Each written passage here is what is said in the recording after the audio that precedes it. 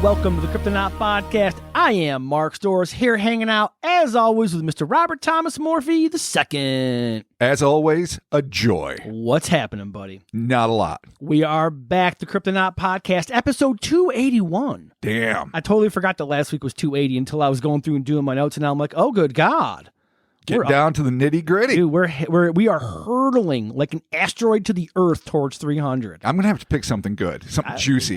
We had a couple meetings about it. We'll see. There's going to be something tasty for 300, regardless. I am definitely excited about that. But this week, Robert, this is something we haven't done monsters actually like in how many episodes? It's been a while. I don't honestly know. I know we did a pile of Varginha. I know we also did a two-parter with aliens the last couple weeks, right? Yeah, and I believe it was the goose. That's the last goose chucker. The goose chucking. Yeah. Whatever. I went to Pauly Shore. Wood chopping goose chucker. Yeah, that's what it was. Pauly Shore for some reason. Goose chucker. Weasel. So that's for all you old people out there. Nice Pauly Shore reference. Yeah, Jesus Christ, I know.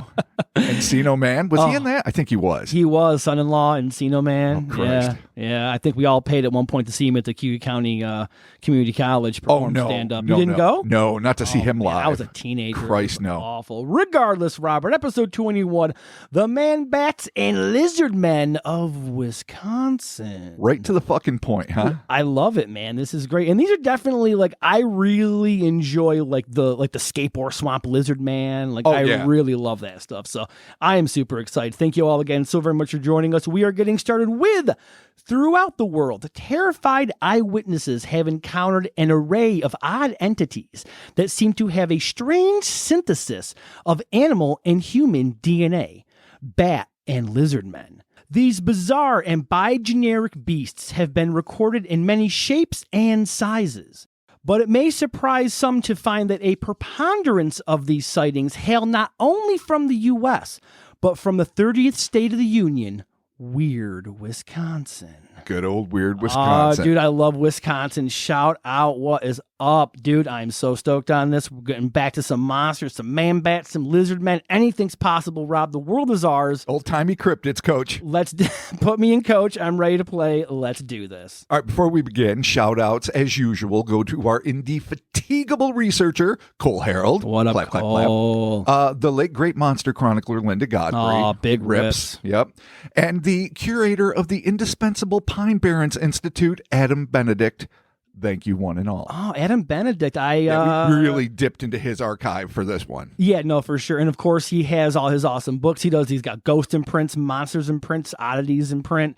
All that is all linked over on his site. And the link for his site, the Pine Barrens Institute, will be in the description of this podcast. Absolutely. So get yourself over there, get some books. And he gets a lot of just sightings reports from individual eyewitnesses, which that resource is where we culled a lot of this. For sure. Awesome. So it's excellent. And yeah, if you're not a fan of the Pine Barrens Institute, do yourself a fucking favor, get there now and enjoy his wonderful work. There it is. Wisconsin has been riddled with cryptozoological encounters and creatures as diverse as Bigfoot, dragons, thunderbirds, and phantom kangaroos. Something I'm pretty sure we're never going to tackle, but you never know. Dude, we need to do a 4-parter on phantom kangaroos. Maybe for your birthday. We'll see what happens. It's going to be a great August. I'm so excited. Just to name a few.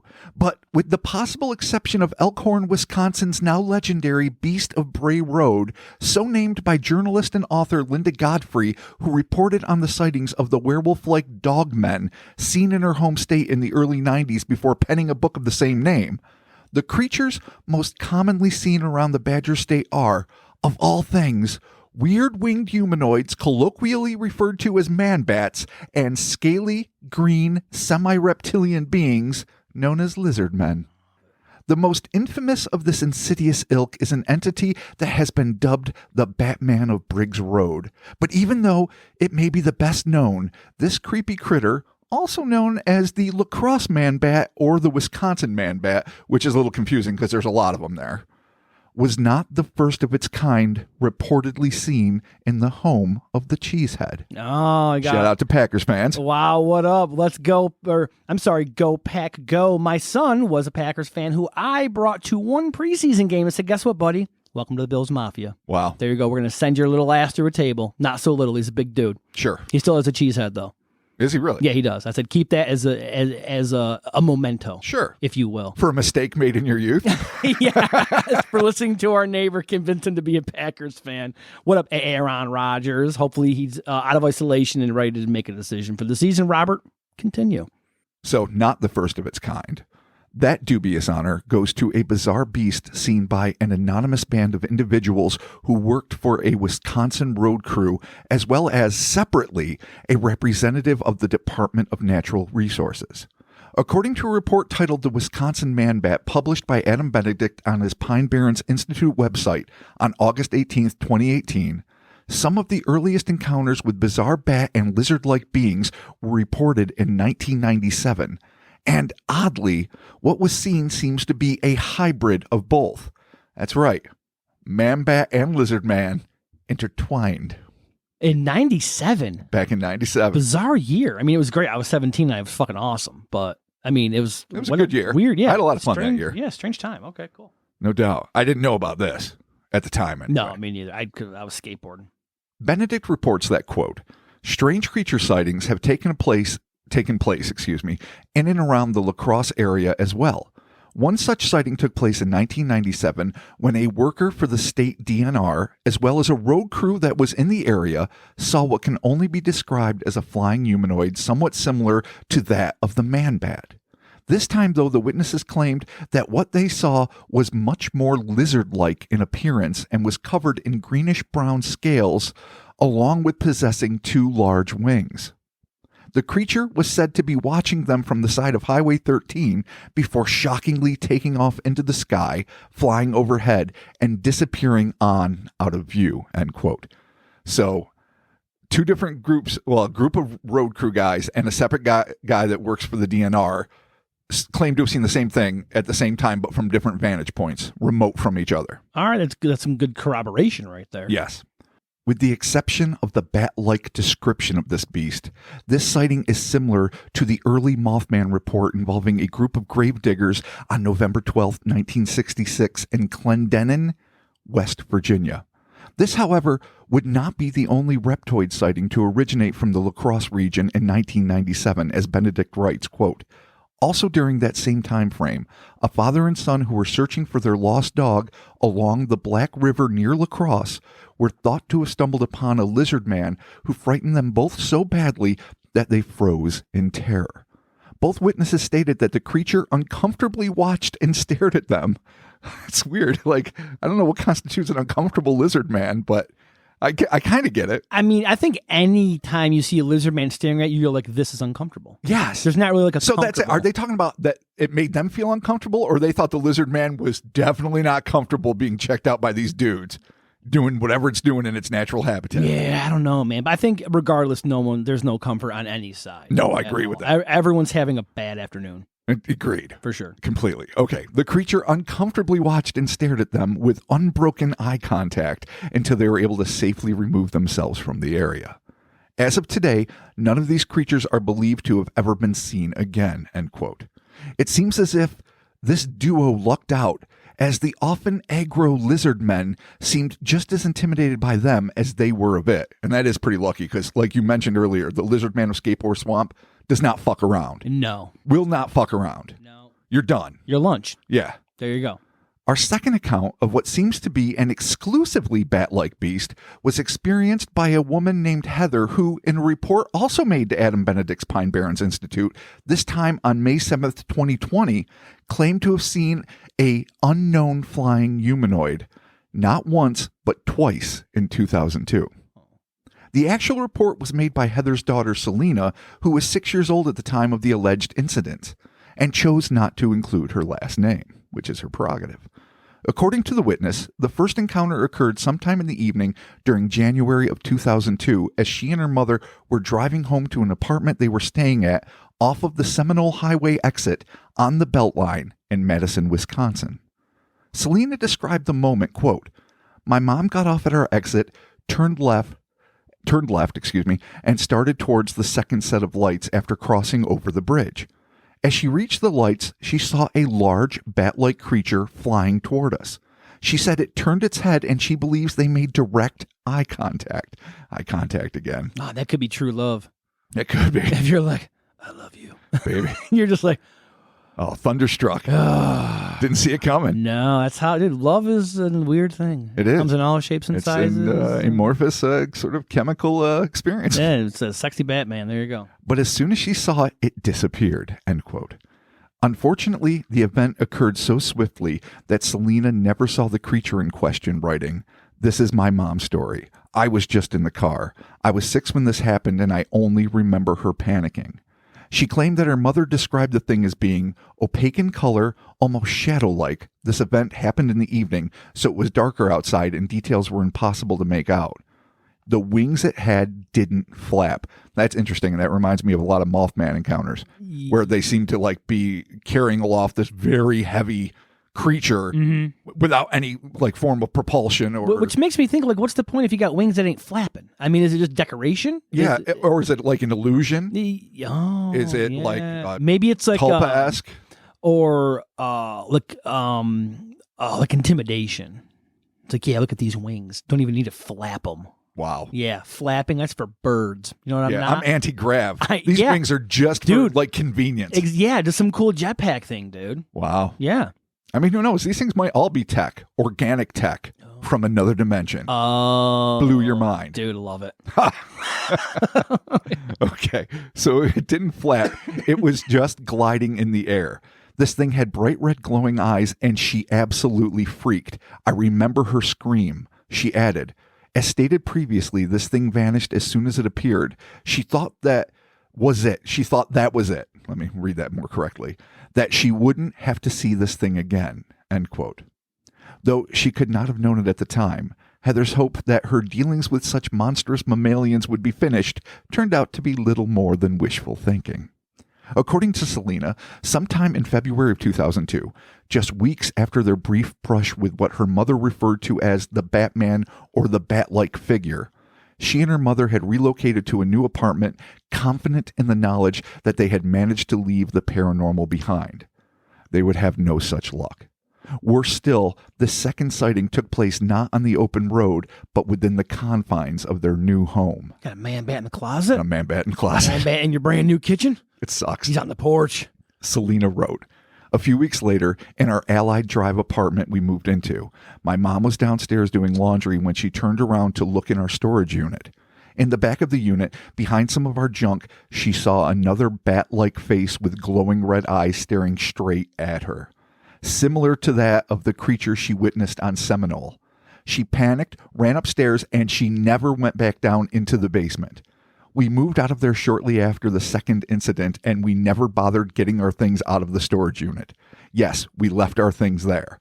That was the last time my mom saw anything like that.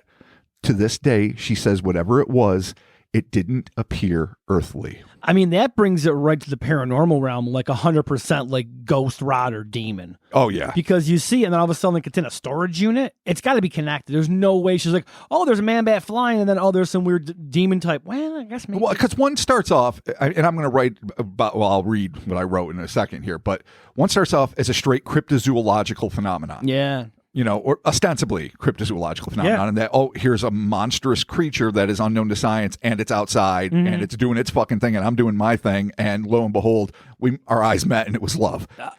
The second sighting. Yeah, dude, it came. It was like, I love you. Selena's mom, I love you. Yeah, it could have been just bring like Valentine candies or Peeps, something horrible. Yeah, or maybe like once you make that connection, it's like, I'm yours and you're mine, and we're going to dirty dance, and I'm going to bring you to the fucking prom. Oh, jump into my arms, Patrick Swayze style. Yeah, come on, dude. Jennifer Grey. I had the you time do of it. my life. Hard as it may be for most of us to accept the existence of these monstrous misanthropes in the wild, it becomes even harder to swallow the fact that they seem to be willing to and capable of pursuing individuals over the span of weeks and sneaking into their home.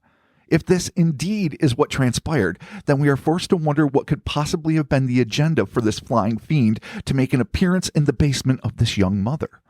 Was it tracking what it perceived to be easy prey? Or perhaps even more unnervingly, did this thing stalk Heather and her daughter specifically for reasons too terrible to imagine? I'm talking about porking. I'm talking about sex between species.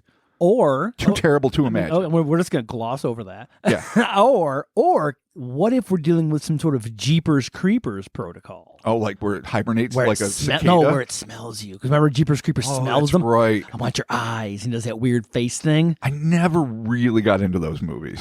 Problematic director at best. Oh, yeah. We're going to leave it there and kind of like your interspecies sexting, we're going to gloss over it. I'm just glad Chris isn't here because I don't think he can survive another powder discussion. Yeah, no. Chris and powder don't take him out for another 4 months. That's it. We're never going to fucking see him again after that. We lucked out. All right, we're just going to gloss over these topics and we're moving on.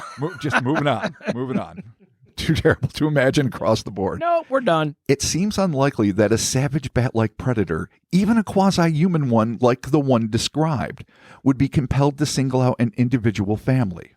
Perhaps then we are dealing less with a vicious vermin and more with a potentially sinister supernatural entity like Uncle Mark was talking about. Yes. But due to the brevity of these all too close encounters, this remains speculative at best. But bizarre though this situation surely was, Selena claimed that, at least according to her mother, she was not the only one in the region to have encountered this toothy terror. Quote, about 2 or 3 days after her second incident with seeing the creature, my mom saw a few news reports about other people reporting to have seen a very similar creature to what my mom had seen. Occasionally, we try to find these news reports, but we have yet to find anything on it. I strongly believe that whoever removed these news articles, they are trying to keep the sightings away from the public, as there are no official reports anymore to be found. Dude, we're going big gov / local news / MIB / CIA / FBI / NSA. Yes. You going deep? You can do that. This is a satanic government that I've always wanted to talk about. We can also go, I mean, if you just want to be a little more prosaic, with the fact that local news agencies don't usually keep stories on their site, especially anomalous, weird offshoot stories, for decades. It's not good for advertising. Like a lot of links that you find like in older articles to like, cryptozoological or ufological events are long dead. Yeah. That could be the case, especially if you don't have a specific link, and apparently they didn't. They're just looking for it. There's just a chance it's gone, and if it didn't get picked up by like some sort of cryptozoological website or some other archive, it's just going to be gone to the ages, unfortunately. As a former webmaster for the auburnpub.com local newspaper here, I believe everything when we were transitioning over before I left had to be like re-archived and re-uploaded, and I'm going to come out and say that I did not do a good job following up on that. I'm just going to admit it now. Like, it's been years. I think I'm well past the whatever trouble I could get into for that job, but I'm like, yeah, I'm not doing this. Yeah, like, yeah, sure, no, it's done, of course. Yeah, no, everything's there. No, it's flawless. Awesome. Launch it, go live. It's a pay mount. You got to pay for the news now. Enjoy. Oh, fucking, that's the same paper I wrote for, sir. Oh, our history and journalism is deep. Yeah, indeed. Whether or not the lack of these specific corroborating articles is due to a conspiratorial cover-up is impossible to confirm. But what we do know is that it would not be the last time that Wisconsinites encountered the same breed of bellicose Batman. Having already made famous the phenomenon of the Wisconsin dogmen, and in particular, as aforementioned, the bucolic beast of Bray Road, author Linda Godfrey became the point person for almost any anomalous account that came from her home state. One of these incidents would become Wisconsin's most renowned man-bat encounter. According to Godfrey's report, at about 9:15 p.m. on the night of Tuesday, September 26th, 2006, a 53-year-old La Crosse man who asked to be identified, only by his Cherokee name, Wahali, was riding in a little four-wheel drive truck with his 25-year-old son behind the wheel when they spied something they would never forget. In her article, Man-Bat Sighted by La Crosse Area Man and Son, that's old school journalism right there. No frills title. Just sort of like the title of this pod. Yeah, just, you know what? Get to the point sometimes. Sometimes you don't need to be sassy. No, you don't need alliteration. I don't need a journey. I do not need your journey. No, I need to know is what's going to happen. What am I going to read? Wow. Yeah, and then take me on your journey. So you do want a journey at some point? Because you're basically shitting all over my writing stuff right now. I'm here for the journey, fucker. Dude, you are my journey. Thank you. Thank you. Wow. No, I thank you. You're the wind beneath my unflapping wings. I'm also going to thank you for this cough that I got because I caught your cold. So it happens, dude. When you're friends, it happens. Yeah, what are you gonna do? And we got to cut the snuggle sesh down. My cough sounds fucking horrible. Dude, last week I was a shit God, show. listen to our Patreon to hear Rob fall apart. Oh, I died. Oh my God, I died on Patreon. He was dead. Yeah, $5 and $1 people got to hear me die. Oh man. All right. Godfrey described the scene of the sighting. Quote, Briggs Road is a short stretch about a mile long west of Holman, which is north of La Crosse.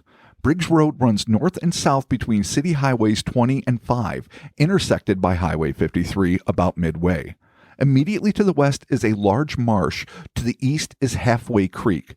A mile north is the Van Loon State Wildlife Area, and the road itself lies along the Amsterdam Prairie. This might be the most rural place ever fucking described. Dude, I'm never going to find this. If you tell me how to get there, I'm going to be like Google. And this description couldn't be more specific. Yeah, no, but I have Apple Maps. And I'm not even done. I have Apple Maps. I'll continue.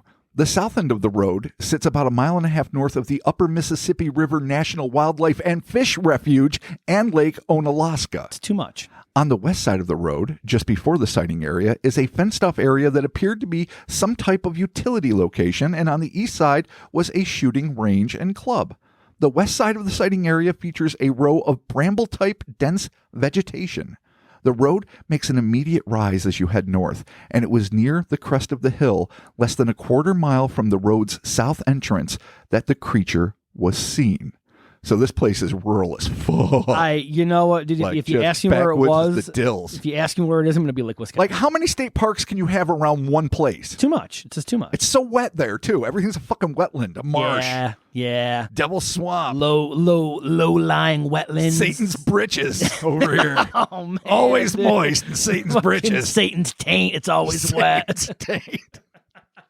Oh my God! If somebody owns a swamp and they don't name it that immediately, if you name your swamp Satan's Taint, I want to see a picture of the sign. Yes. And you have to send me a picture signed by yourself. Oh, and we will talk about you a lot. Yes. Okay. And like, I don't know, like make a memorial like for Mark, who's still alive. Yeah. But no, not a memorial. Commemorate it to me, Satan's Taint. Oh, okay. To that Mark, seems a little. To Mark Stores, Satan's Taint. I mean, that's a little needy, but okay. I just would have been happy with the fucking swamp name. Some old shitty wood sign. You want to put a little statue of me there? That's fine. Make it about Mark. Okay. This is my time, okay? As the pair drove through the remote hilly area in the village of Holman, known as Briggs Road, as aforementioned, they were stunned when a humongous man-like bat suddenly flew directly at their windshield. Wohali was unsure if the creature had leapt up from the middle of the road or if it had been flying close to the pavement when they came upon it. But either way, they came dangerously close to a head-on collision with this inexplicable entity. According to Wohali's report, the creature in question was between 6 and 7 feet tall with a wingspan between 10 and 12 feet. He described the wings as leathery and claimed that it bore long, razor-sharp claws on its wing-attached hands and oddly hand-like feet. Based on the eyewitness sketch, the creature also had a long tail with what appears to be a lion-like tuft of fur at the end. Wohali claimed that the malicious man-bat looked hungry and would later tell Linda Godfrey, quote, "I've been living in this valley all my life, and I have seen some strange things. After all, the Mississippi Upper Wildlife Refuge is the largest in the country and right out my back door. It hides a lot of strange creatures, but I have never seen anything like this." Adding, rent the movie Bram Stoker Dracula. The Dracula creature looks like it, or better yet, like the one in Van Helsing, he said, referring to the hybrid humanoid bat form of the character Dracula in Stephen Sommers' 2004 vintage monster-filled opus. The one where fucking Hugh Jackman played Van Helsing. I was going to say, was that Hugh Jackman? Yeah. Yeah, I kind of came and went. Yeah. It's not terrible. No, it's not terrible at all. I mean, for the time, it certainly was better than the Brendan Fraser mummy movies, I thought. It was it was a little romp. Yeah, it was Universal monster movies. It was better than that goddamn Wolfman movie with God, yeah, with Del Toro. Yeah. No, was it Del Toro? Yeah. No, it was. Benicio del Toro. I mean, and Anthony Hopkins. He's great in it, but like he's a great actor. The Wolfman looked awful. Oh God. Did you have that actor put him in some Lon Chaney type shit, like make him become it? Don't CGI the whole fucking thing. Yeah, you can't fault any of the performers in the movie, but you can certainly fault that fucking movie for sucking. Yeah, no, that sucked. a whole Satan's tank. But either way, that picture of the Drac. Yeah. Just Google it, but there's also a sketch too that the eyewitness drew, which we'll get to in a second. Bram Stoker. As the fluttering freak managed to soar skyward, barely missing the truck's windshield, while Holly claimed that both he and his son could clearly see its snarling, toothy maw. As it streaked past, the pair were deafened by the ear-piercing shriek the thing emitted. The ungodly sound, maybe a howl of rage or perhaps some sort of sonic defense mechanism, resulted in instant nausea felt by both men. Not realizing that the soaring screecher would narrowly miss the vehicle, while Holly's son swerved, ditching the truck in a gully at the side of the road. But neither man had time to be concerned about the potential damage, as both men leapt out of the cab and began violently vomiting on either side of the truck. Instant nausea. Dude, it's a sonic weapon? All I can think. Like they hear this sound and instantly, weird. I know. Cool. Yeah, that would make it one of the hyper cryptids that we've, dealt with in the past. Yeah. The scene was described by Benedict in his Wisconsin Man-Bat article where he wrote, quote, "After the slow passing of several minutes, and with stomachs now empty and a strong desire to leave the area, the two men loaded themselves back into their truck and quickly made their way back home, each hoping the entire way that they would soon begin to feel better. But strangely, this would not happen. For the next week, both father and son remained ill, and after trying to find relief through various medications, each one could only assume that the strange, untreatable illness was the result of the brief encounter they had shared with the unknown creature," end quote. An unknown creature, it should be added, that both men felt was angry at having been seen, which I love to point out because we've talked about this. We talked about this, I think, in last week's Patreon with some Zebra Man action, which, if you're not a patron, that was the 1 in 5, I think. Yeah. Check it out if you get a chance. But some of these things are more pissed at being seen. Right. Like, we were actually dealing with like an ostensibly goggled alien creature in that one. It's like, you can't fucking see me. And dude's like, I clearly see you. It's like, you cannot see me. With the girl that saw the humanoids in the kitchen. Yes. I thought you were talking about the Zebra Man. Well, the Zebra Man was also pissy that every time he got looked at, remember? That's when it would charge. Yeah. So that became an accidental theme for the plot. Maybe it was maybe they can sense that like we can observe them and they're like that's what fucking sets them off. Well, what really worries me about this, and I'm not saying worries me like I'm going to be up tonight, because I'm not, because I'll probably drink a lot of NyQuil and read about Ray Dennis Steckler or whatever fucking weird movie monster dude I want to read about. But anyway, that notwithstanding, what should keep me up at night is the thought that we are constantly surrounded by this shit.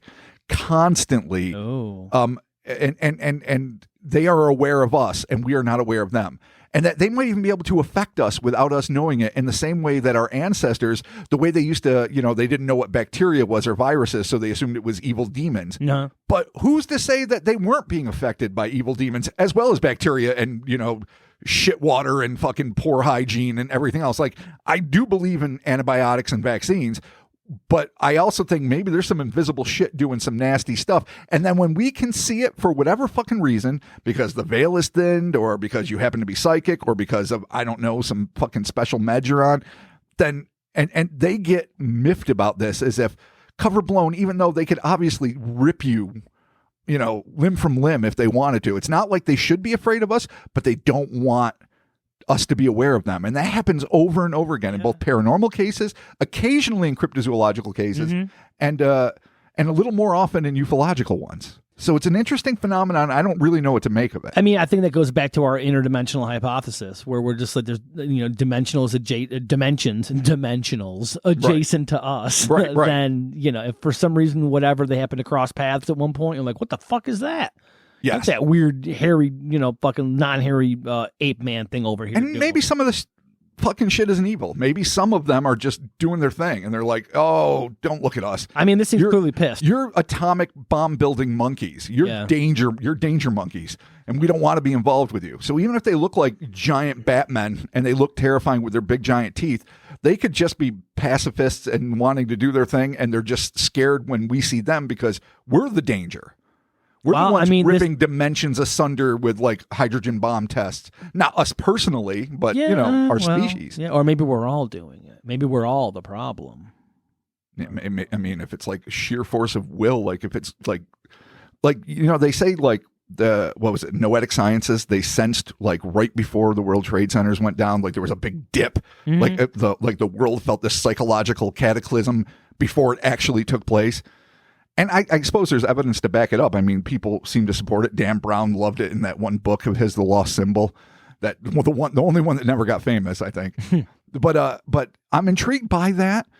But if we're putting like vibes out there and they really do have a tangible effect on reality, as a lot of more metaphysical people seem to believe. Chaos magic? Well, it could be. You could call it that, but you could also just say bitter people, shitheels, fuckballs, greedy fucks, murderers, asshats, grumpy old pricks, whatever. The human race is just pissing into the fucking wind of the universe, and everyone else has to taste it. Terrible analogy. No, I'm there, dude. I had a whole visual thing. I'm like, that's how the dimensions are opened, by spite. In the human condition of being depressed fucking monkeys. Last week in Womack's Weirdos, where we had to deal with the fact that fucking humans are the worst. Yeah. In the whole galaxy, we are the worst. Yeah, I mean... According to the porpoise-billed mutton chop head leader. Don't get me wrong, we do some dope shit, but for the most part, I mean, yeah, while we are just a miserable fucking bunch of people. I mean, I think we have our good spots. Yeah, well, no, for sure. I don't think that one weighs out the other. I think that it's kind of a nice balance. But, God bless you for that. Yeah, I think generally you could find an even split of between like good vibes and bad. If you're going strictly on vibes and good vibes and bad vibes, I think when it comes down to it, there's a pretty even split. I'm a little more pessimistic, okay. But I'm not thinking that it's like an 85-15 split. I think it's closer to maybe 65-35. All right, it's okay. For Neg. Neg's in the lead. I mean, hey man, we're here. We're gonna put our best foot forward. We're on Briggs Road. Yeah, we're on Tangent Street right now. Yeah, bro. we're on Big Tangent Street. So the fucking Batman flew at them. They're puking their guts out. Cool. As the father and son slowly recovered from their harrowing encounter, forcing one to wonder if they had been exposed to some natural or perhaps paranormal toxin, or again like a sonic defense mechanism, or who the fuck knows, Wohali attempted to discuss the incident, but his terrified son steadfastly refused. He understood his reticence. Wohali himself felt that simply invoking the bizarre and evidently paranatural beast would somehow empower it. But he finally concluded that the danger of emboldening the winged weirdo was less significant than the peril faced by an uninformed populace, and, as such, he came forward with his story. Benedict continued, quote, "After the weeks passing, and with the unknown sickness finally behind them, Wohali grabbed a piece of paper and wrote out in detail his account of what had happened that night, even going so far as to draw what both he and his son believed they saw flying at their truck in the darkness," end quote. Wohali would later apologize to Godfrey for the quality of the image, stating, "Sorry about the cartoonish drawing, but it was so unreal that all I really remember is what you see." And we will include the image, I'm sure, on the website. Yes, it'll be on the website and also posted on the Instagram. Yes, there you go. Follow, comment, like. Oh, yeah. DMs are open. Benedict would continue his description of what the pair saw. Quote, "Both men state the unknown creature was believed to be gray-brown in color, around 6 to 7 feet tall, and possessed large, leathery, bat-like wings that were thought to be around 10 to 12 feet wide. Along with this, the creature appeared to have large arm-like appendages that seemed to be attached to the wings and looked as if they were topped off with long claws. Extending out from the bottom of the body were 2 human-like legs with monstrous feet that had long claws instead of toes.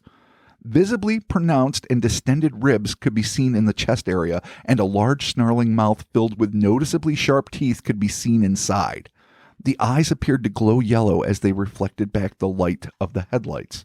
Wohali stated that he does not know if the creature was already in flight when they came upon it, or if it was first down on the ground and then jumped up to rush them through the air. But what he does know is that it was unlike anything he or his son had ever seen before. He was adamant that what they had seen was not a large bird or any other sort of misidentified animal. He was 100% certain that he and his son had seen a living, breathing monster. Wohali would add, "I remember the teeth, and the scream we heard was terrifying." So again, I don't know if it's a sonic boom or what, but bad scene. While the description of this bat beast is similar only in the fact that its eyes appeared to glow and that it was capable of flight, one can't help but compare Wohali's sighting with what many consider to be the first official encounter with the Mothman of Point Pleasant, a run-in which took place in early 1964. The eyewitnesses in question were a father and daughter who, while driving down Route 2 toward Chief Cornstalk hunting grounds in West Virginia, claimed that a man-like figure stepped out in front of their car on an isolated stretch of road. As they approached the silhouetted form, the young woman hit the brakes, skidding to a halt. She and her father later testified that what they saw illuminated in the headlights' gaze was as dreadful as it was unbelievable. The creature was larger than a man, its skin a dull pewter gray, but far and away its most fascinating feature was its head, or, more accurately, the lack thereof. Where its head should have been, there was nothing but an empty space, yet nestled into the pectoral region of the creature's torso were two red eyes maliciously searing in the darkness. Suddenly, a pair of gigantic wings unfurled from the beast's back, covering almost the entire span of the road. The young woman behind the wheel barely had time to stifle a scream before the Delphian enigma soared straight up, disappearing into the darkness above. I love this description of the Mothman, where it's just literally like a big, ripped chest with eyes. With eyes. And there's no neck. There doesn't need to be a neck. No. Was the Owlman of Cornwall like that too, or did he have a head? No, it had a head. It had to have a head? It's closer to the Bat Beast of Kent, which was that waddling weird thing that came out when the British kids were coming home from a dance or whatever. They saw a UFO go into the woods, and this thing waddled out that was all like, it was like a Sid and Marty Krofft, outtake monster. Yeah. And it just was a big puffball with a thick torso and wings. This is my favorite part of the Mothman. Zero head. Zero head. All eyes. Head free and 23. Just pecs and eyes. This is not the only association investigators have made with the menace known as the Mothman. Some feel that there might be a direct link between the man-bat and the lizard man and the flying lizard man-bat, lest we forget. Yes. Sightings and the spate of drownings that tragically occurred in the area. According to Benedict, some researchers feel the man-bat is actually within the same family as Mothman, as both are described somewhat similar in appearance, both were encountered in rural areas, and both disappeared after a tragedy involving water happened within their respective area. Now, you may be asking yourself, what sort of aquatic tragedy occurred in Wisconsin? Well, to that we say, let us tell you. As far-fetched as the theory sounds, it is worth pointing out that a large number of drownings have occurred within the rivers around La Crosse where these creatures have been seen, and one unfortunate death is even reported as happening not long after the sighting of the man-bat. Is this definitive proof that there is a link between the two events? Not at all, but it does add to the story and provide new avenues to go down. So, there it is. I do like that, though. That's interesting. Because that does bring it back to like Mothman territory. It does a little. So let me read this part and then we can break that down a little bit. Linda Godfrey elaborated on the same theme in her exploration of the Briggs Road Batman case, writing, "It seems odd that La Crosse would be the locus of all these odd man-sized creatures. Another item that bears mentioning is that La Crosse is also the unfortunate site known for many drownings of college-aged males over the last couple of decades. The latest happened 3 days after Wohali's sighting. The last rash, of which this drowning was the 7th, might be said to have started in 1997, the same approximate time as the sightings of the reptile and lizard man. Are these creatures some sort of death harbingers or totally unrelated? Your guess is as good as mine." End quote. In the same way that the Mothman is believed by some to be an oracle predicting, or in some of the darker theories causing, the tragic catastrophe that befell those crossing the Silver Bridge on the ill-fated eve of December 15, 1967, are these enigmatic entities heralds of aquatic doom? It seems like a stretch, but one can't entirely rule it out. Godfrey, for her part, hoped that there was not a relationship between these perplexing paranormal beings, stating, "Speaking of Mothman, could it be that it moved westward to the La Crosse area, and is that what made Wohali and his son physically ill? Well, again, the main similarity is size, along with the disturbing ability of both entities to shoot straight up into the air. But what Wohali saw had a definite head, ears, and fangs with yellowish eyes, whereas Mothman was usually described as having no separate head, but with very large eyes that shined red when illuminated. And I didn't find any references to immediate nausea on the part of witnesses of Mothman in the quick glimpse at a few reference books on my shelf. So I don't think we can assume that Mothman has migrated, and considering the other legacy of Mothman, the alleged curse that has caused so many deaths, I rather hope no other association with Mothy can be shown." End quote. So She's just expressing like, let's fucking hope not. Because there seems to be something dark. Now, as we expressed in our ultimate, 6-part fucking odyssey of Mothman, I'm always a little bit leery in associating the Silver Bridge crash with the presence of the Mothman or the Men in Black or the Fae or all the other fucked up things that were there. Because it wasn't just the Mothman. The Mothman might be the figurehead and might be the most disturbing and striking image, but obviously it was like a paranormal nexus in Point Pleasant and the surrounding areas in the mid-60s. So that having been said, I'm more inclined to believe that the Silver Bridge collapsing was a natural structural failure, and that losing friends and loved ones and going through a huge tragedy in a couple of small towns on either side of the river would be enough to distract you from any sort of like vaguely paranormal mayhem that's happening around you. No, for sure. That's what I think happened. But there's just no way to separate the Oracle of Doom from the Mothman at this point. Well, then you get into like the whole Chernobyl Mothman thing. Which is a lie. The Blackbird of Chernobyl, as was expressed before, is a lie I helped spread. Yes. You fully unintentionally. May have been the progenitor of said lie. I see it out there and I'm like, God damn it, Rob.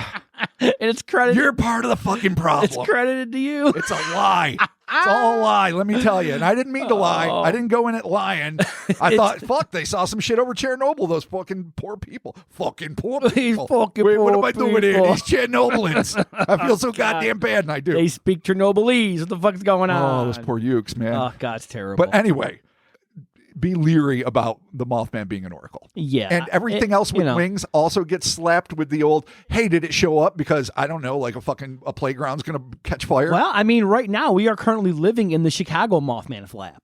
We had a couple of stories on Patreon. The Lake Michigan Mothman flap, yeah. which is also more Batman than Mothman, really, and someday we'll probably do. And Chicago has to be done as well. The whole O'Hare Airport thing happened. We did a whole Patreon, you and I did about. Which is a fascinating, the luggage handlers at O'Hare and the thing they claim to have seen is to me every bit as fascinating, if not more so, than the other thing that happened at O'Hare a few years earlier, the UFO that punctured a hole through the clouds that was hovering above one of the radio towers. Yeah. And that to me is absolutely one of the most incredible UFO cases. We're still living in fucking flying humanoid world. Yeah. They're still there. Maybe we should do Chicago. Part of me wants it to sort of wrap up and then we can do like the full and complete thing. But honestly, it's probably going to go on for a long time. There's a lot going on. So there's no reason to assume. Then I'm thinking to myself, oh my God, the work, the heavy digging. Then I'm going to make Cole do. Because fuck knows that I can't fucking do this shit. Which is not true. I would actually be a part of it, but still, it scares me. So I'm just like, it's currently ongoing. I mean, there's a lot going on with it right now. So you could do it and leave it hanging. We're gonna let that pot simmer. Yeah, we will. We're gonna let it simmer. Like a good gumbo or jambalaya, like any Creole dish or Cajun meal. It's better when it sits in the pot. Exactly. Getting back to Robert. Oracles of Doom. Yeah. All right. So we're gonna get back to Miss Godfrey's investigation. On October 14th, 2006, 18 days after Wohali and Sons' sighting, Godfrey arrived in Holman to begin her official investigation. Soon after, she went to the scene of the encounter, where she and the primary eyewitness made a grisly discovery. This is interesting. Quote, I was able to visit the site in person with Wohali and a friend of his, who is a veteran deer hunter and butcher. We drove there in the daytime first and examined the area for footprints, but the surface was either asphalt roadbed or covered with tough marshy grass or vegetation.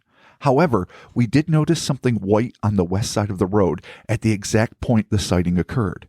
We paced it to be about 25 feet from the roadside. It was a strangely mutilated deer carcass, which appeared to have been deposited in a woodsy spot covered by brambles. There was no visible drag marks and a complete absence of blood on the ground. The deer carcass lay on its right side with its back facing the road, and the white area we saw was its exposed layer of winter fat, the skin having been peeled back from the midsection toward the forelimbs, which remained intact along with the head. No bullet wounds or bite marks were visible. That's striking. There was also no odor, probably because temperatures had ranged near freezing at night and only in the 50s in daytime. The hunter with us estimated the carcass to be no older than 3 days and its weight to be at about 60 pounds. The low weight estimate were due to the fact that the entire haunch section, lower abdomen, and rear limbs were gone. Oh, the asses just disappeared. It reminds me of when our buddy Mike D and I went down to Honey Island to shoot the documentary. Yeah, that's right. And when we first got to the Pearl River, we just went a little bit into the woods and we found these wild boars. I'm assuming they're wild boars. They didn't look like domestic pigs. I'm not an expert. But they, had big teeth. They're brownish. 100%, yeah. With their heads ripped off. I remember seeing the footage. Not cut, just ripped. And it was like, the fuck is this? Yeah, what the fuck does this? I remember the shots that you had of it, and I was like, someone tore that apart. It didn't just fall off. I'm not sure what the cougar population in Louisiana is. I'm no zoologist. I'm no cryptozoologist. I'm just a dude who writes about monsters. But I do know that it freaked me out, and I'm looking around going, God damn, we literally just got there minutes ago, and we find butchered animals. So anyway. Yeah, especially with in the swamp. I mean, you could say gator, maybe a bear or something, but don't gators eat? Like they bite you on the head and bring you into the water. Think, the whole cool death spin thing. Yeah, I don't know, man, but I remember that footage, and it's fucking creepy. Yeah, it's yuck. But anyway, we're back with the deer. And she continues. The spine still protruded from the midsection, which, by the way, still retained the prized ribs and tenderloin that a hunter would certainly have taken, but the haunches appeared to have been ripped off. Same thing, ripped. The remains did not appear to have been cut with a knife, said Wohali's Native American hunter friend. And the fact that the carcass was nearly bloodless and that there was no blood on the road or in the vicinity would indicate that the haunches were ripped off in another place where the carcass ultimately bled out, and then it was carried to this spot and deposited. There were no apparently visible tooth or bite marks that were left by something carrying it in its mouth, end quote. So, who the fuck knows? Yeah, I mean, in my head, this thing grabbed the deer, tore its ass off, flew up in the air with it, blood everywhere, and then it dropped it. Like snagged it from woods a couple hundred yards away, takes it up in the air, rips it in half, eats the haunches, hucks down the other half after it's been bleeding for a while in its arms. If it's running and it's chasing it and it grabs it by the haunches, I mean, we're going to imagine it in the most graphic, early 80s horror film way possible. This thing got Jason Voorheesed. Yeah. 100%. But with a flying bat monster. Yeah. And that's cool. It's not necessarily what happened. Scary too. But yeah, I mean, well, it's not cool for the deer, I guess. That's cool. I mean, it's cool. Hey kids, look, deer ass. Listen, if you saw a giant man bat suddenly streak up into the sky holding a deer, rip it in half, it's raining blood, Slayer's playing on your car radio, and you're just like, all right, this is terrible, but this is the most metal fucking thing I have ever seen in my life. Dude, are we at a Morbid Angel video? What the fuck's going on, dude? It's the God of Emptiness Part 2. There it is. Yeah. Above the slime. Ha ha. Gotcha, bitches. Oh, my. That's for all you Morbid Angel fans out there. Intriguingly, when Wohali returned to check on the carcass 10 days later, he found absolutely no trace of the body, not even bone. Godfrey noted, I have to play devil's advocate at this point, and excuse me, I have to play devil's advocate and point out that the carcass could have been placed there no more than 15 days if the carcass was 3 days old after Wohali's initial sighting of the creature. Therefore, a connection to the creature is hard to prove. But the fact that it was at the exact same point on the road as the sighting, coupled with the curious physical condition of the remains, still makes it worthy of note. And I agree with that. No, totally. And that's really all it is. When you're out there investigating, you got to note this thing. Like, oh, by the way, BT dubs, there's a bloodless deer ripped and fucking sundered from its ass. And this is part of our day. Yeah, bloodless carcasses always kind of blow my mind because obviously we've been studying in different ways, you and I both over the years, cattle mutilations. Mm-hmm. It's just part of the mythology of ufology. And when I was a kid, there was that movie with, I think, Robert Urich and Jo Beth Williams called Endangered Species or something. But it was about the United States government doing weird clandestine helicopter tests on cows or something. I don't know. I saw it at the drive-ins when I was a kid. I haven't seen it in years. But I remember it being part of the zeitgeist. And and you hear it explained away. Some people are like, yeah, there's not going to be a lot of blood. It's going to soak into the ground. Bugs, they can eat things and it looks like surgical cuts, but it's not really. Then you see other vets, like long-term old school vets that have seen a lot of natural animal deaths in a field, say oh, fuck no. This was scorched off. This was cut with a laser beam. This is la. So it's really hard for laymen like us to know where it stands. So, but anytime there's a bloodless carcass, I'm like, well, that's fucked up. Yeah, it's creepy. I mean, unless it's going to choop all the blood out.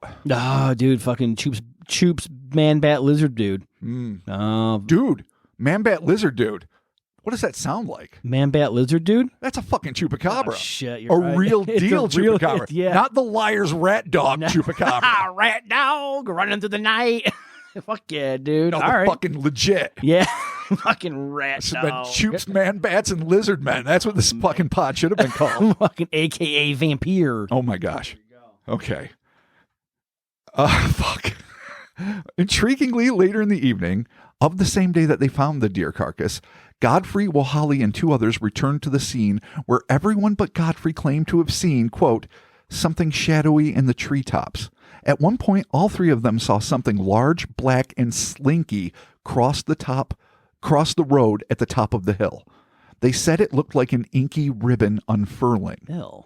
Godfrey added, finally, everyone felt quite unnerved, and Wohali's friend especially urged us to leave the area immediately, so we did. End quote. What was this spectral ebony thing that seemed to unfurl before them? Was it alive, or could it have been something more nebulous, perhaps a ghostly apparition or an entity of unknown origin and physiology? Or maybe just like an old sheet stuck on a fucking branch. I mean... oh, the old Kinderhook blob. It's hard to know. It's hard to know, but I'm willing to say it's an inky black specter. Yeah. That this thing can like change its shape. All right. Do its thing. I fucking love it. I mean, probably not, but... hey, you never know. Leave it open. In her article, Godfrey mentioned the earlier lizard man and flying reptoid sightings, which we have now established is fully choop.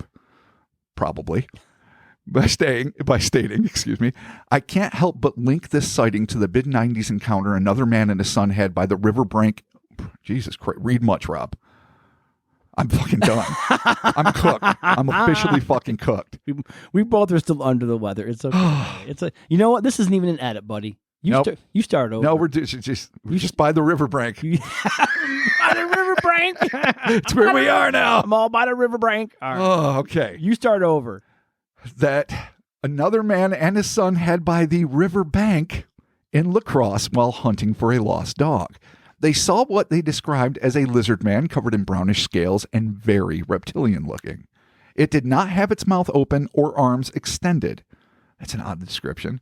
Yeah. I mean, closed mouth, okay, but was like arms are tight or the little T-Rex arms or was armless? Doing the fucking flying Jesus, doing the fucking... No, it was definitely not that. Exactly. No, it was not like fucking Rio Christ. Was it fucking doing one of these? Like, I'm trying to... It could have just been like caught and, like, oh, fuck. The Rex arms are kind of fun. Yeah, I like that. You can't punch shit. Around the same time, a state DNR warden and separately a group of highway workers, as we talked about earlier, saw what they described as a reptile man on Highway 13 near Medford. It also possessed wings and was able to fly out of their view. In her 2006 book, Hunting the American Werewolf, Godfrey noted that, quote, the Medford spot was very near the Black River, which winds up from La Crosse. She would go on to speculate, could a creature be aerial and aquatic at the same time? There are many water birds that manage the feet. Aquatic bats? Not so sure about that one. I can't imagine bat-like wings being too great for swimming. And the feet Wohali saw were clawed, not webbed, for paddling, end quote. Legitimate question, though, and it's one we asked in the Dawn of Heller Space in the old Flipper episode. I don't remember what number that is, but that seemed to fly and be semi-aquatic. Yeah, it had the fucking best of both worlds with land, sea, and air. Oh, man. Yeah. It was all the military branches. Yeah, Space Force. Hell yeah, dog. Regardless of what was actually seen or from where it originated, Godfrey claimed that Wohali's sincerity convinced her that he had had a credible sighting of something she had never heard described before. Quote, I do think this sighting that Wohali had is an extremely interesting and exciting sighting. I do think it should have some serious consideration given to it. He certainly has nothing to gain by making it up or talking about it. In fact, he believes the more he talks about it, the more power he gives the creature, which is also why his son was reticent. As to what this thing might have been, Godfrey said, you can speculate until the cows come home or until the werewolves come home. Yeah, I love it. And you don't know. I don't know and don't claim to know what these creatures are, which is legit. She's putting it out there. Just like, look, y'all can speculate, which we know Mark and Rob are going to do. Oh, yeah. Till the day is long. Till the day is gone. That's the ultimately, ain't nothing going to save you from a werewolf. No. No. Ultimately, no. There you go. Not even silver. Werewolves of London. No Coors Light. No. Nothing. No Coors Lights, no silver bullets, no werewolf hunting. Ain't gonna stop them. Mm-mm. No. Fucked. Yeah. Werewolf fucked. Fuck yeah, dude. Don't search that shit. You're gonna be in trouble. Yeah, keep that out of the Google. Get that shit off your Googler. Alrighty. Our final case was once again submitted to the Pine Barrens Institute, this time on December 31st, 2020. The report was made by an unnamed 37-year-old man who wrote about an extraordinary sighting that both he and a random raccoon made in November of 2019. That is just the only way to put it. Is this that dude that we talked about with the radiant raccoon? No.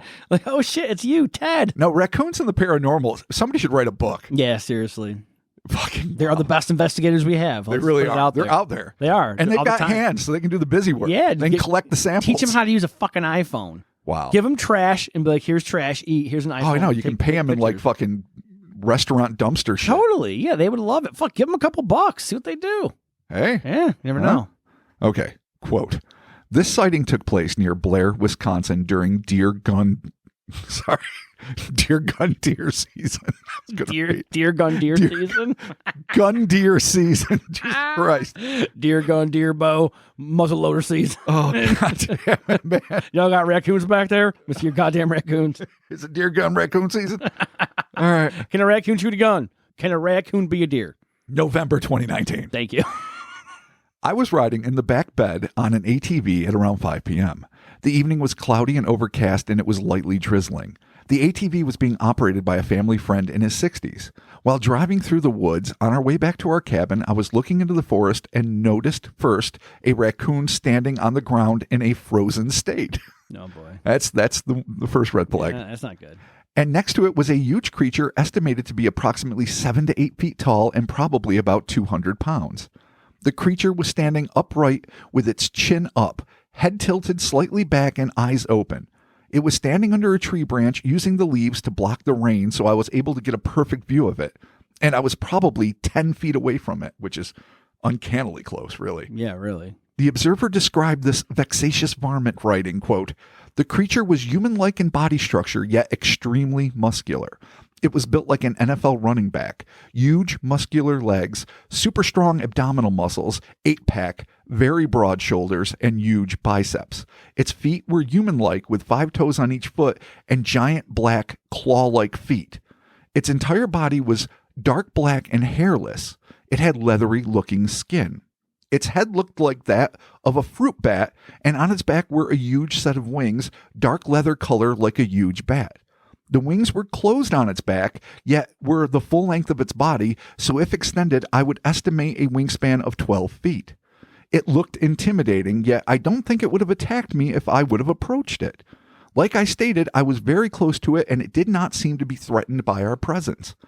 The entire encounter took about 2 minutes.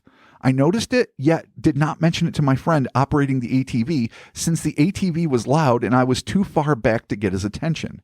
I never saw this creature again, yet have thought about that sighting ever since."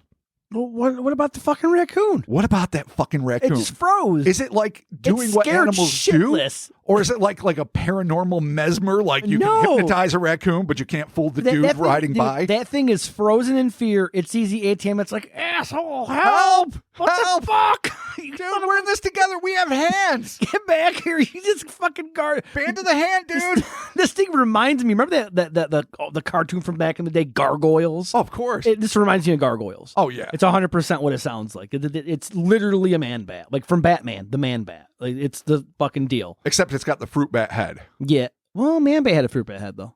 Did he? Yeah, for sure. No, he did. I thought he had like the monstrous, like blood-sucking, meat-eating, bug-eating bat head. Good point. I don't know. I could be wrong. There's been many. He didn't have the flying fox face. No, but there's been a couple different iterations of them. It could be like a new 52 reboot.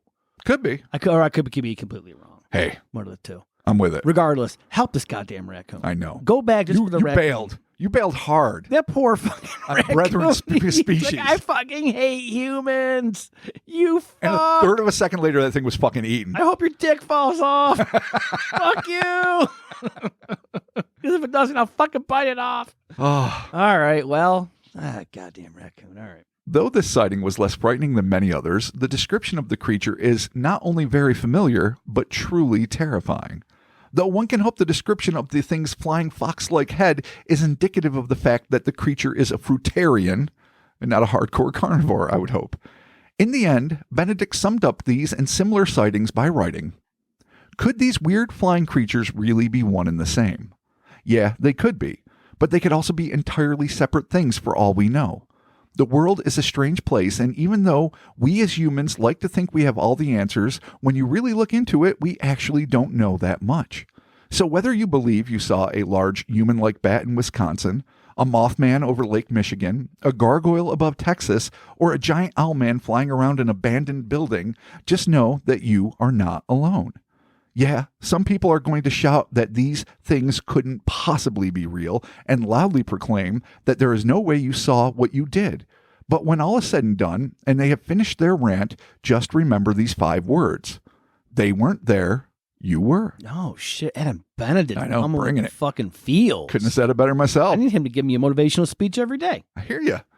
When all is said and done, whether we're dealing with weirdly inbred indigenous cryptids, that's right, fucking lizard men can't keep their fucking hands off man bats. Why are they inbred, though? Because there was a fucking flying man bat scaly lizard thing in the beginning. They're not brother and sister banging it out and making a weird creature. It's interspecies. Is it inbred, though? Oh, interbred.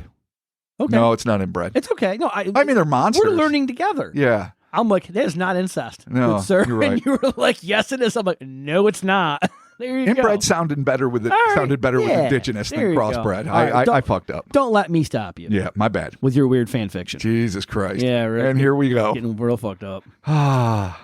Fucking. So, whether they're non-incestuous indigenous cryptids, interdimensional interlopers, diabolical agents, Damone, that's on the table, okay, or good old-timey aliens, in a land as remote and unspoiled as much of Wisconsin is, who knows what kind of creatures might be lurking just beyond the prying eyes of the human race, just waiting to pop up when one least suspects it. You know, like fucking monsters do. Oh, shit. And that is the story of the Wisconsin Chupa Man Bat Vampire Deer Eater Mayhem Party. The man bats and the lizard men of Wisconsin. Robert, thank you so much. What an awesome goddamn story. Now, Monsters. Yes, you kind of break it down here at the end, and we do have quite a wide variety of things to speculate here. Now, I do love me a good interdimensional theory. I love a Bigfoot that's a shaman that's just coming to touch my chakra and help me do all kinds of shit with Dr. Stephen Greer and whatnot. But you know what? I'm going to take a little bit of a different approach to this in honor of Adam Benedict. Okay. Because there's nothing that he loves more that gets his cackles up when I'm like, hey, Adam, guess what? Bigfoot's an interdimensional being. He's a pragmatic man. He loves it. He absolutely, and by loves it, I mean loathes it. Yeah. It's so, I will take a cryptozoological angle here. Just strictly speaking, classic monsters, right? Whether it's some sort of weird hybrid chimera-esque subspecies that we don't necessarily understand. If that is the case, though, they have to be extremely small in population, almost no breeding population, or kind of like the movie Gargoyles. They really are kind of like living amongst us like in caves and shit, and we only catch a glimpse of them every so often. And that was, the movie Gargoyles was a lot like, in the sense, Jeepers Creepers, like you mentioned, that they had a long wait factor, but in the movie Gargoyles, I think it was like centuries. Yeah. Like for how long their eggs took to gestate or whenever they became viable breeders again or whatever. Yeah. So, I mean, it is kind of tough to wrap your head around, but I guess if you're going to say interdimensional, alien, demon, or some weird fucking earth creature that we're not really sure about, some leftover bizarre shit that's just living amongst us and is kind of like, you know, obviously big enough to be, you know, it's prey, it's a predator, but ultimately, where would that thing hide? How would it hide? That's the problem. But it is possible. It could be possible. I mean, Wisconsin does have. It's enormous. The description that Linda Godfrey gave is Wisconsin enormous? It's a big state. It's pretty big, right? Yeah, it's a big state, and obviously this area is just I'm just talking about the Briggs Road now. Okay. Was just full of wetlands, protected lands, the Mississippi Refuge or whatever the fuck it was. This thing flies too. This thing could live way deep. Right. They could live super deep and just come zipping out to get food and then zipping back, which actually would make more sense. That way you're remaining hidden. I mean, there's pockets of these things all over. Mexico, Michigan lately, Chicago, like you mentioned earlier. Obviously, Bat Squatch, I love the Bat legend, Squatch. the man, the myth. Fucking Bat Squatch rules, dude. Yeah, absolutely. So Totally. This is not a new phenomenon. No, not at all. And if these things are migrating, they would, again, like you say, have to be really small. And somehow when they're flying, they couldn't just look like a dude flying, or people would fucking see them all the time. If you're an 8-foot tall dude with a 12-foot wingspan, you're going to be fucking seen regardless. Yep.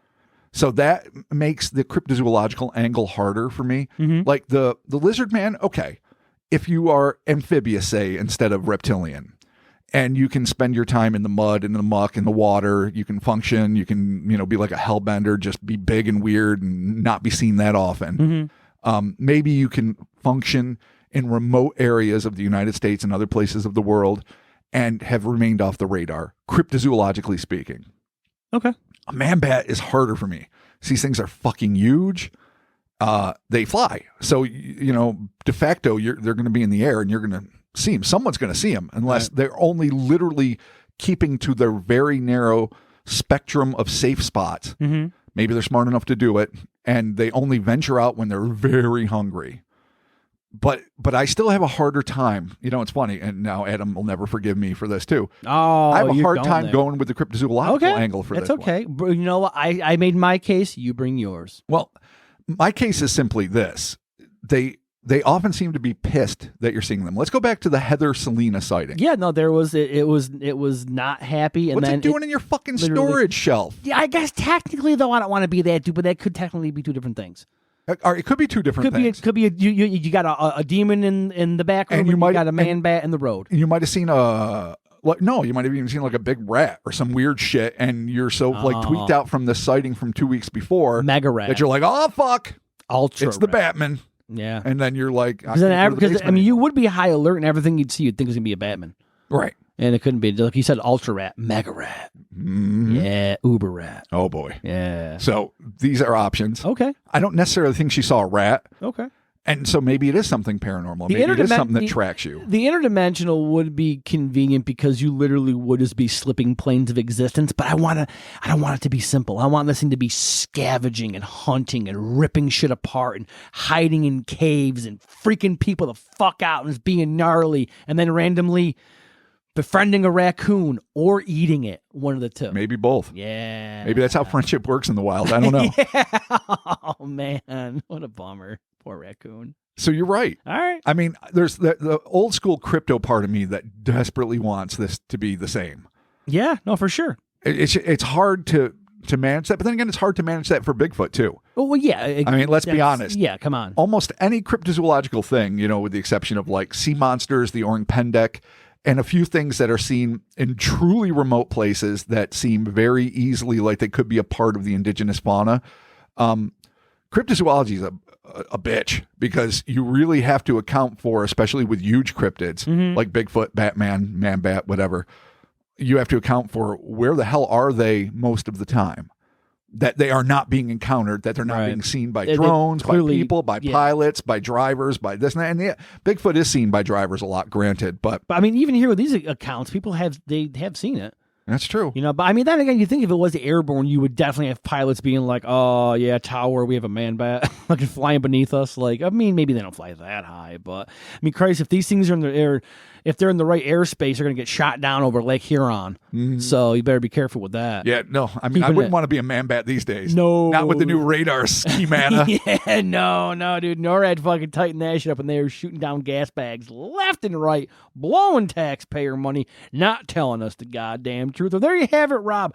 The man bats and lizard men of Wisconsin. I feel like the tables turned on us here. A little bit. I feel like I went cryptozoological, and you went interdimensional. Yeah, you can't take aliens off the table either. That's true. And Damone. No one saw the ship. Yeah, no Damone. And I'm always Des Moines is always last on my list because it's not super convenient. And it applies maybe in the Heather case. As a demonologist. Fuck you. Yeah, right. There it is. There it is. Boom. All right, good enough. Hey, man-bats and lizard men. Boom. And lizard man-bats. And also, too, be sure everybody out there, link's going to be in the description of this podcast because I'm going to keep posting this link up. Devil's Academy, our own buddy here, Robert Thomas Morphy's on that. It is available Amazon Prime Video, whatever thing it is. It is actually on Travel Channel. You can check out your local listing because it was on yesterday. I couldn't figure out how the hell to find the local listing of it because I don't deal with television channels. I don't understand time slots and shit like that. You've forgotten how TV works. The thing you used your whole life. Yes, I gave up on it. How many years have you been off of cable? Enough. Not long enough to have forgotten how to use it. Since I had Adelphia, that's how long I've been off of cable. All right, I guess you have been out of the game. Patreon.com/Cryptonaut podcast. Check out the bonus audio content that we have over there. Robert, we got some shout outs to do. Good sir. Fucking A right. Let's do it. One of my favorite parts. Hell yeah. Emily Royal. Thank you, Emily. Cooch. What up, Cooch? Luke Ayers. What up, Luke? Lord Rekus. Lord Rekus, thank you for your contributions. But Slapperton the Third. I love it. Yeah, me too. Alex Schultz. Hell yeah, Alex. Joshua Moore. Thank you, Joshua. Aditya Saskena. Hell yeah, Aditya. Saxena. No, Saxena. Saxena. Let me do it again. Aditya Saxena. Yeah. Hope I said it sexy. Totally. Andrew Walther. Thank you, Andrew. PPK. Jacob King, rounding it out. Thank you, one and all. Again, your contributions are essential. They keep this shit flowing. They keep me in books so I can keep reading about new weird shit and rent, even more importantly. So thank you. Y'all are keeping Robert and Christopher gainfully employed. Yeah, it's true. There you have it. Again, the $1 is the one bonus audio and the shout out, and the $5 is the 4 bonus audio and the shout out there. Also, too, if you are on the Patreon, be sure to sign up for Discord. Do it. Okay, the Discord announcement for the month has not gone out yet, but it will be going out. Hackety will be setting that up at some point. So if you're on the Discord, jump on there, check it out. Also, too, guess what? Turns out Hackety, it was her birthday. Oh, what up, Hackety? Happy birthday. Happy birthday. Thank you for holding it down over there, holding down the Discord. The Discord is super fun. Yeah, I showed you a meme today, actually, that somebody made of you on the Discord. That was actually I wish I could remember their name, but I can't. But you know who you are. I love you. Thank you so much for the meme. It's awesome. We got a lot of cool Rob memes happening over there from the Devil's Academy on Discovery Plus streaming. There it is. Oh, the Instas and the Twitters and the Facebooks. They're social medias. We're there, sort of. We're hanging out all the time. The DMs, the whatnots. I'm mostly on Instagram. Mm-hmm. I catch you on Instagram occasionally. I do. I get on there. You just you'd actually just commented on the picture I put up of you for our Patreon. Yes, I did. With the Zebra Man. I loved it. And I was like, oh, Rob commented on. I got excited. I'm like, oh, Rob commented on my post. I'm like, bitch, this is his account too. I'm like, what the fuck? This is his show. For the love of God, I show up. You're there. The social medias, the merch. Oh, the merch. Oh, it's so hot, brother. Why not? Yeah, why not? Just do it. Fully commit. Yeah. We're here. We've already fucked this all up, so why not? Hellerspace.com. Get your t-shirts over there. Also, to CrowdMade, CryptonautMerch.com. Get that there. The sticker sheets over there at they're selling. I randomly look at them, I'm like, God damn, that's a lot of sticker sheets. Yeah. And they're a good deal because the stickers are actually pretty decent quality. So, and that is at CryptonautMerch.com. Exclusive to CrowdMade. You ain't going to find that shit on TeePublic. No, you will not. No, the sticker sheet is officially on CrowdMade. So check that out. The links for everything are always in the description of the podcast. Check them out there. CryptonautPodcast.com. We have a website. We do. People don't necessarily know about that.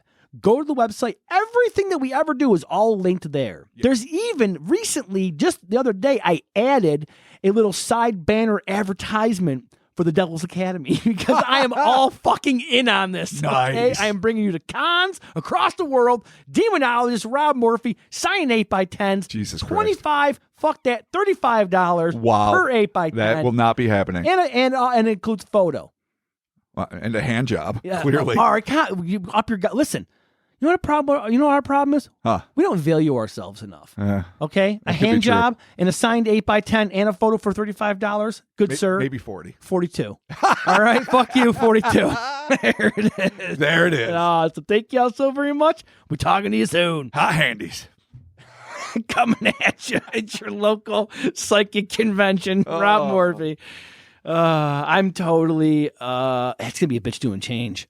Yeah. $42 every time. Fuck, we need a lot of ones, man. We need ones. Ones ahoy. Damn it, ones are scarce. Shit. All right, new price. Next week, new price. All right, we're talking to you. Bye. Peace.